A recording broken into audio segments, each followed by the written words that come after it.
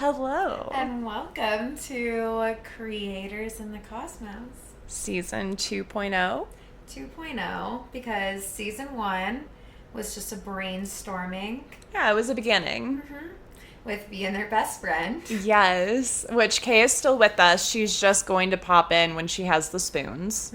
So, because I took a pause on my podcast and was craving a podcast, we decided to join forces since we have these very Gemini coded conversations all the time anyway that are very entertaining and deserve to be heard by the world. I concur. I'm sorry, I have this problem where Jen speaks and I get a little lost in it. So we're dating and we are both autistic and we both really hyper fixate on very similar subject matters, which include spirituality, Astrology, witchcraft, which kind of is all a little bit of the same, but it's like niches within. for sure. We both are Geminis. He's a Virgo moon, I'm a Virgo rising. So the astrology, really astrologies. We're very mercurial. We talk about all the things all the time. We don't really stop talking, ever. I'm also Leo moon, and V is a Sagittarius rising. So we got a little bit of fire. No water here, baby. Yeah, we both only have one water placement. And mine's in my Saturn. So thanks, Daddy Saturn. Yeah, so we thought we'd give the space to kind of start this out and talk about a little bit how we fell into spirituality, how we fell into astrology, just to give the basis for lots of conversations to come for season 2. And this is my first video podcast.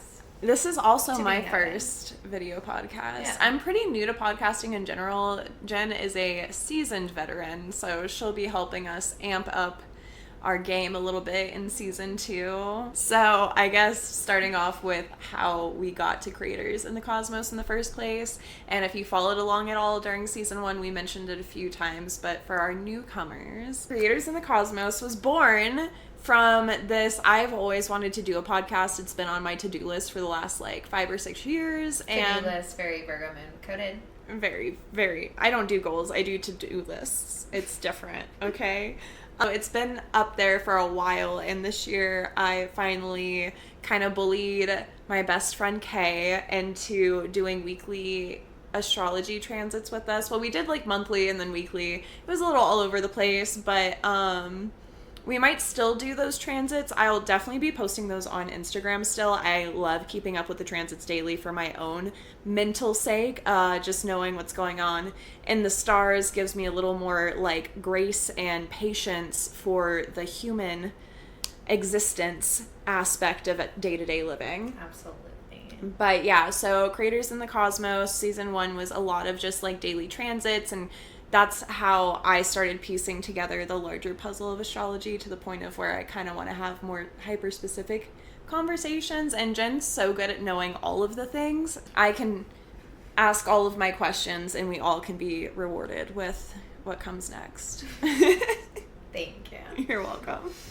Yeah, so I'll share a little bit about how I found astrology, and you can share your little journey with astrology as well. I think that would be fun. So I think I've been doing astrology for around 6 years now. I probably started doing professional chart readings 2 or 3 years into studying it, which was a very, very deep hyperfixation.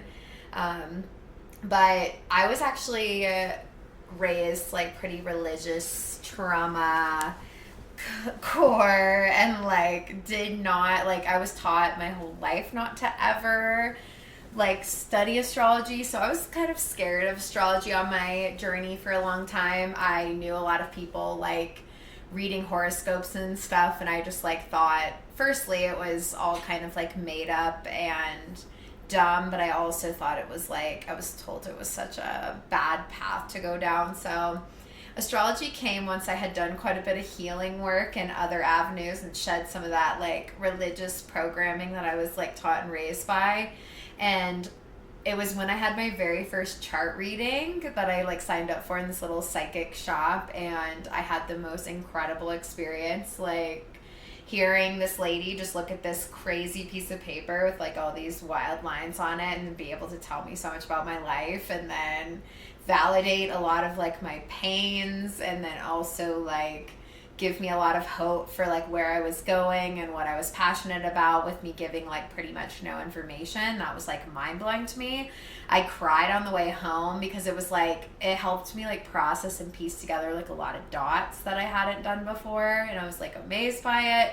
And then that started like, let me read about 200 books and find every single possible thing I could, and podcasts, and then I did a lot of online courses, and then I started studying on my friends' charts. And yeah, I think for me, astrology has just been this like, me and V talk about it all the time. It's like very healing for our autism in a lot of ways, because like the way I view people is very unique because of autism. Like I feel like I process things in so many different layers, but astrology really helps me to like understand the differences between things, like the emotional temperament of people. It kind of like pattern recognition. Yeah, pattern It's hard with recognition. social cues. Like some people can just have a conversation and feel good about it, and I feel like being autistic, like I can have a conversation, but I'm also gonna like think about it for the rest of my life as to all of the things I missed in the moment that I see now that I've had time to process it. For real. That's, yeah, so true. When you have that little guide map, you kind of like know how to see the person in like a deeper way. And I just like trust what I'm seeing a lot more. Like, I don't know. It's very Virgo core. Yeah, it really works for both of our brains, and I think there's so much healing to be found with it. Like you said, like it's like, yeah, it helps just you go through like what would be something very chaotic and nerve-wracking in your life, and you feel a little more grounded, that it's like a universal lesson, that there's something there to be taught. Like astrology is basically just showing you how your soul's going to evolve, how you're going to shift and expand. And yeah, I just think that when you know what's happening and what the universe is trying to teach you, like spelled out in astrology, you can like let go of a lot of like control problems within that, also Virgo coded. Yeah. Tell me about how you found astrology. Okay, so I was raised by swamp witches, but they wouldn't call themselves swamp witches. But now that I've delved into the more academic side of understanding what's going on in my craft, definitely raised by swamp witches. No further questions, thank you. But with that being said, I was always super into sun sign astrology when I was younger. I knew it went a lot deeper, but there weren't a lot of resources back in the early 2000s to like deep dive. Like the internet was not what it is today. I love that you told me when you would like have a crush on someone, or like someone, you'd search if the sun signs were compatible together. And like I had so many crushes because Gemini core, so this was like every 2 days I was researching at least like 2 or 3 different people on my computer. Gemini. Who'd have thought? Which is so funny because growing up I was like, I can't even stand other Geminis. This is such bullshit. And well, Lommel. But yeah, no. So I spent a lot of my middle school and high school like looking up sun sign astrology for like what I could find, and then I never really got any deeper than that. It just was one of those like things I was always interested in, but I got a couple books, and trying to just read astrology straight with no explanation for my brain just isn't it. And then one day, several years later, I met this fairy, and you? It's a little sidebar, but it's still relevant to the conversation. I did a chart reading on like third date. Literally, no, it was our second date. Second date? Yeah. So our first date, we went to Meow Wolf, and she literally looked like a fairy. I want to put the picture of our first date in here. So like if you're on the U of Tubes, you'll be able to see how fae-like she came to me. And then second date was like, I know you kind of get astrology. Let me do a little chart explanation for you. Mm-hmm. And blew my mind. I felt read to filth. My favorite thing about the way Jen reads charts is she doesn't just give you fluff. Like, she's gonna call out your like shadows so loud, and I personally like that spice, so like I think it's amazing. But like not everyone's brave enough. Strengths, like, you know your strengths. I will throw in a few little things, but no, she's a humbler. What's really nice in astrology is to hear all the things you don't want to look at, and then be like, these are your toxic patterns. Like, let's break those so that we can move past and expand to the higher parts of our chart. Second date. Lucky for me, I've already been on my healing journey very intensely for the last, I'd say, 6 years, and the last 3 years have been probably the most growing and healing for me. So it was actually really refreshing to see that you saw my shadows within my chart, and then kind of what I had already told you, and then like you were willing to expand and grow with that, because like that shit's heavy, you know. If you don't have the app The Pattern, it's one of my favorite like beginner astrology apps to download, because it really gives it to you in like written word instead of like astrology jargon, so I think you can hear it in a more like deep explanation. And the other fun thing is you can put your chart in and get your friends to download the app, and anyone you're dating, and you can run your charts together and find out what your bond is like, what your strengths and like hard spots will be in a relationship. Are V and I soulmates on The Pattern? Yes. Drops first episode. It's cute. It's so, hold on.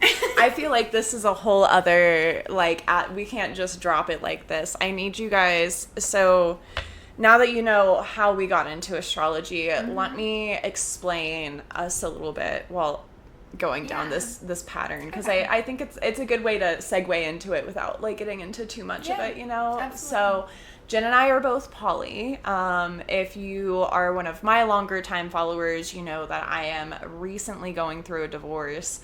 But prior to that, I met Jen almost a year ago to the day, which is so crazy to think. But we had started dating back in December of last year, and became polyboos, which was super duper cute. But when we did and we first ran our bond, it was actually extraordinary on The Pattern. This is not sponsored, but it could be. But anyway, cough cough, wink wink, nudge nudge, would probably be mentioned every episode regardless. Yeah. But yeah, so we were extraordinary, which is already a really, really strong bond on the app. And like, my marriage was delicate at the time, which was, the parallels were crazy. And then about 4 months into us dating is when my divorce started. And it was such a like tumultuous 3 months where it was like falling in love with someone who actually like understands me. It was a what did I just say? Extraordinary bond. It was the most extraordinary like existing. I don't know what's the word I'm looking for here. Just how we connected in. Yeah. Connection. That's a good word. It was such a like strong bond in a way that like this is also my first like true blue queer longer term relationship. Like I've kind of dated here and there, but like not really. And so while I'm having this beautiful first time queer experience, I'm also going through like a divorce with someone that I've known half my life. So it's been real weird to live in two worlds like that. Also, V's in their Saturn return, that can be a whole other episode breakdown as well. Something that happens. I have episode breakdowns every week. Of 29 30 and is really about Saturn coming back and checking on you and shifting anything out of the way that's not serving your highest good. So just gonna throw that in there as a little tip. Which is why I took my sudden divorce with as much grace as I did, because I knew there was deeper lessons in it, and ultimately it's for my highest good. And again, the universe gave me a little treat in the beginning and said, listen, I'm going to give you the best, most expansive love you've ever experienced in your whole life. Like, it's super safe. We've got your back, but it's gonna cost you. And that was rough, but at the same time, like, I definitely feel like I'm living my most authentic truths in this, like, timeline now versus a year ago, which is so crazy. It's been beautiful to watch. But at the apex of moving out of during the divorce period, because I was still living with my ex up until July, and at that moment, literally the last weekend before I was moving out into my next phase of life, the pattern had an update. And it updated while we were in the woods in Aspen. Mm-hmm. We actually slept by a waterfall. It was like the coolest thing ever. It was so magic. Remember Jerry and I forget what we named the other one. We had dear friends. Very fairy. It was great. Yeah. Anyway, love them, miss them. Love you, Jerry. But then we got out of the woods and we realized there was an update, so we ran our bond, and it went from extraordinary to soulmate. And even my ex's bond went from delicate to excellent. And that does not mean we have to, like, actively be in each other's lives, but it was such an affirmation that, like, I have been making the right choices, and that, like, the way things have played out for the better. Because beforehand, like I said, my ex's and I's relationship was on delicate, and since we've had this shift and we don't really talk to each other, we don't really force each other in each other's lives anymore, yeah, I'd say we're extraordinary. Mm-hmm. I send him a cat emoji, he sends me pictures of my cats, end of discussion. Mm-hmm. Good day. And then I'm also living life with my soulmate, and that's pretty fucking cool. And we just did a pretty big trip as a polycule that went really well. Yeah. Life is lifing. Life is lifing. Yeah, I remember when I used the pattern also, like, it's really fun for kind of seeing how the current sky is affecting you. And so I officially, me and my husband, Danny, we really entered into marriage, like, wanting to be more open and just know that we're, like, two souls living life. Like, that was kind of always agreed upon, but the languaging wasn't as advertised for, like, poly. I don't feel like we had that as a resource, really. And even though, like, we didn't know where that was going to go, it was definitely something discussed beforehand. And then the shift really into using the term poly all just, like, kind of came onto my path. Like, it's almost been 3 years, which is crazy. We were talking about that the other day. And it was hilarious because the pattern, I always am looking at what current timings are affecting me. And then I had, like, a year with, like, 4 relationship patterns. And I was like, oh, well, this one's not going to do anything. Like, me and Danny are great. Like, he's so sweet. Like, we have no issues. Like, I think I'm just going to get, like, a kind of a break from this, like, timing. Because normally the timings are just, like, eerily accurate. You can, like, see the peak dates and, like, shit always goes down. And then that was laughable. The universe was laughing. It was laughing really hard. And that year was fucking crazy. The entry into poly, just, like, all the attachment wounds that, like, had to be worked through that hadn't yet. Like, so much more, like, open communication. And, I mean, one of the things I love about poly, especially being in it very healthy now, is, like, you actually face your stuff. Like, absolutely, nothing can really be held back because it's gonna have such a rippling impact on so many things. So you don't get into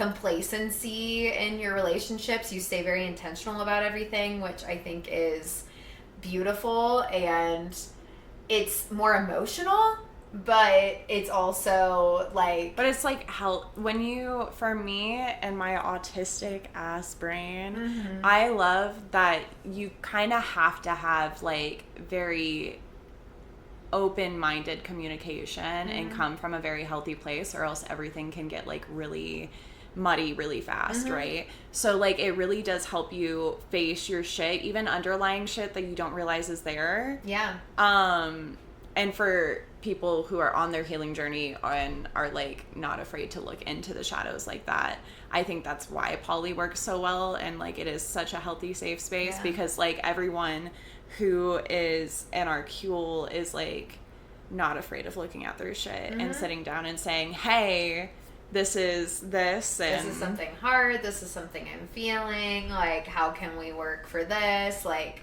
what time differences can we do, like it's just all very intentional. And like all of that came with these relationship patterns, and I'm on the other end now, like I think I got one more lingering, and it's just been beautiful, like to watch it all like unfold. And I am a Venus in Gemini, and it kind of screams the energy of poly. Like Gemini Venuses are like really hated on TikTok, especially, by the way, for being don't lock in a Venus Gemini, like they are definitely gonna get another partner, or we can be poly and be healthy about it, and Gemini's not going to do something backstabby. We can just be a little more expansive. Yeah, maybe we can be healthy about it. Thank you. There's two different energies. And that's okay if it's not your cup of tea. Like, we're not trying to... Yeah, this isn't a poly advertisement. It's just... it's just who we are. It's just our reality, our life. Absolutely. And that's really exciting. Yeah. So, just since this is going to be like our intro episode too, do you want to share a little bit about spiritualities kind of linked in, since we got the astrology? Absolutely. So, my practicing has a very long and broom closety past, as does most of my past involve closets. I grew up, like I said, with swamp witches, who I don't think would name themselves as swamp witches, but they most definitely are. I was raised in the Ocala National Forest, which is like basically the swamps of Florida. I was raised in Daytona. Like 45 minutes away. And we did not ever meet in Florida. We met in Denver, Colorado. Although we did do color guard competitions together. We competed against each other in color guard in Florida. I remember your show. In Denver. Yeah, it's crazy. The synchronicities, you'll learn more as the season goes on. But, so the Swamp Witches taught me how to use, like, Ouija boards and communicate with the spirits. So a lot of spirit work when I was really, really young. But without... The birth chart has some serious psychic abilities. Thank you. There was some protection learning, but not enough. So there was a period of time where I taught myself how to protect myself, cast my circles, do what I need to do to not have so much shit happen to me all of the time. And I think somewhere around 2018 is when I really got into tarot reading. I stepped away from doing as much spirit board work, and I mean, I still do a lot of ancestral work. I work very closely with Hades, so he tends to send a lot of ancestral messages, or even just like death kind of surrounds me in the most odd way sometimes, which is fine by me. I'm desensitized to it by now, but I've been working a lot more in the last few years with tarot, and herbalism are like some of my favorite things. I love showing love through, like, if someone's not feeling well, being like, oh, just this herb and this herb, here, have this tea. Like, it makes me feel really good to know herbal medicine, because I think a lot of our friends would prefer a homeopathic option before they have to take, I get these like, amazing tea baths all the time. All the time. I'm obsessed. So sweet. I love doing it. I would label myself as a chaotic practitioner. I don't really follow a particular denomination, but there is a lot of Irish history within my own family roots. So I do study up on like Celtic traditions quite often, but I dabble in a lot of stuff, and it usually is kind of a act off of my intuition first. And then I start doing the research to see what overlapping messages maybe. I like to trust my channel because that's what I learned the first time around. Like when I was younger, it was a lot more trusting your channel than it was like all these new age terms we have today. So then I'll go look it up in the book afterwards. So it's more like, I don't know, authentic to me and not overthought. Mm-hmm. What about you? What's your spiritual journey? Yeah, so as I said, grew up very religious. So even though there was some intertwined, like, I think I've always had like hypersensitive gifts to being really psychic, kind of clairsentient, but I wouldn't know that at the beginning. And I think religion for me taught tons of fear and had me very nervous to lean into anything. So what ended up happening, I had a pretty like life-altering experience that ended up just kind of killing off a whole version of me. I feel like it was just like a very forced sort of spiritual awakening. It happened in 2015. And from then I knew I needed to kind of get out of my space. Like nothing felt intentional. And I ended up just like moving to the middle of the mountains, and I spent a year with like more alone time I think than I ever had my entire life. I was definitely like a person before that was like filling in every bit of silence possible and making sure to stay as far from intentional quiet as I could, and then just having that space to emotionally like let a lot out and listen to my own internal dialogue a lot more and spend time like reflecting in that. I found yoga in 2010, and I was definitely practicing it and I was loving it a lot, but I also was like, anytime I went to a yoga studio and there was like altars and stuff, I was like, ooh, it's a little freaky. I'm just gonna try to like keep it like fitnessy. Like I was so nervous still at that time. It's so funny. And then yoga was already kind of ingrained. So that year in the mountains, like just getting to do yoga every day, that was like my big drop in. And I think I started like experiencing for the first time like crying on my yoga mat, like having somatic experiences where I would just be like shaking, like just realizing how much my body was like storing memory of just lots of stuff. And I had so much self-hatred at that point. Like there was no, I think for me, religion taught me a lot of like not caring about yourself. Like you shouldn't even think of self. And I had like just no respect in any way. So a lot of my journey was like building that back. I think yoga helped me get into my body for the first time and like learn to like love sensations within it. And I decided to do yoga teacher training. Like a year in 2016, I got my certification. I started teaching, and yoga teacher training in itself was like so healing to be with a group of people, and we like had really deep conversations and really helped see each other, and it was beautiful.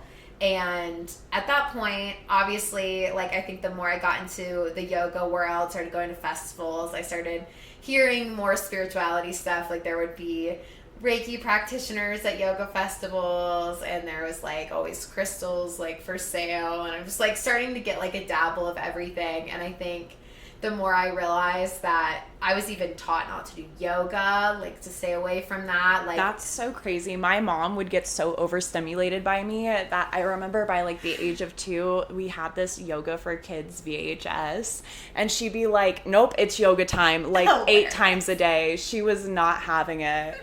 That's the normal, for sure. My mom thought it was like worshiping another god.